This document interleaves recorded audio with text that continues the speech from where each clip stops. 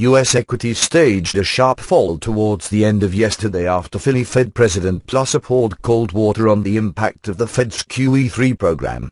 The Dow closed the day 101 points lower while the S&P 500 also dropped 15.3 points. Asian stocks followed with the Nikkei down 171 points and the Hong Kong HSI down 184 points.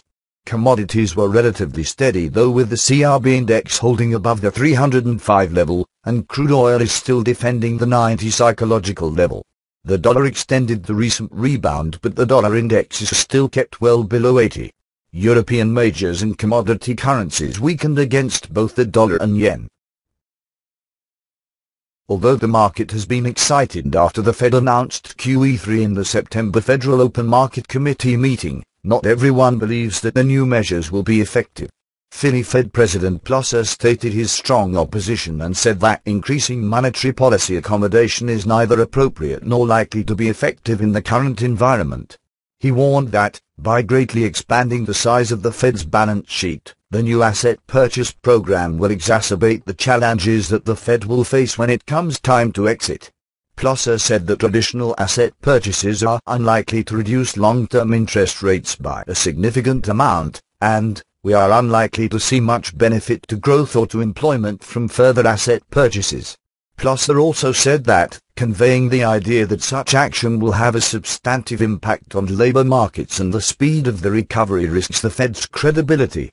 Plosser expects the United States economy to grow at 2% in 2012, and around 3% in both 2013 and 2014.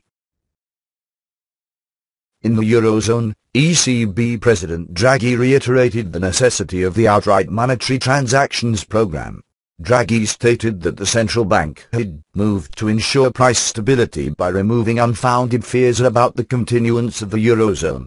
And there is no doubt that these measures are supporting financial market sentiment. Yet, Draghi also stressed that, without reforms and conditionality, the interventions would not be effective and would not be credible.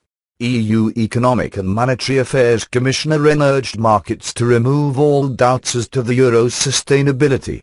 Rehn emphasized that the EU is here to stay, even though the macroeconomic outlook is still bleak.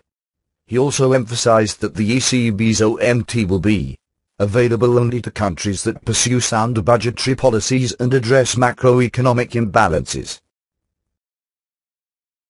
The market has widely anticipated that Spain would be the next country to seek funding from the EU, ECB and IMF, although the government has still refused to make a formal request so far.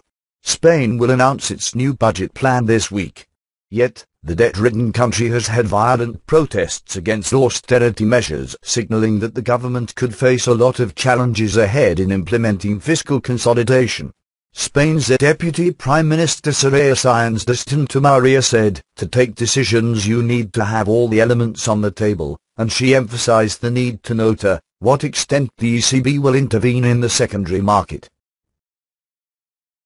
On the data front, New Zealand trade deficit came in wider than expected at minus $789 million in August.